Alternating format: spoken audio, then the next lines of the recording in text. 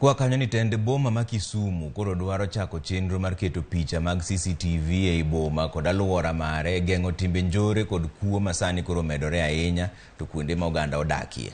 Maneja mar boma ma Kisumu Abala Wanga wacho ni gintiere kod tudruok gi tend bobila e neno ni oduok chien timbe mag njore.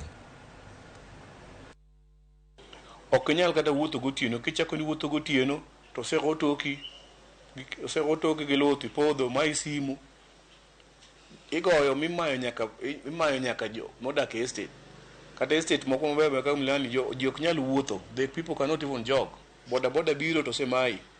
Koro wasendiko ni police commander wado bet piny, nyithindo gi gin nyithindo modak e estate kuondgi kendo ung'egi kuond ma gidakie, ung'e lande ma gidakie. Sasa ming'eyo ni ng'ato jakuo to kel report, wadwa compile gi, wadwa dhi estate ka estate kendo wadwa dhi chako keto gi e community miketo ni CCTV main street, wadwa keto traffic light controls mondo wa track jogi. Gima ging'ongo timo, gi ketho lights, gi vandalize lights, street lights, kendo kaka se vandalize street lights to giyudo ka darkness untie, kosebedo darkness to kikor gi magji.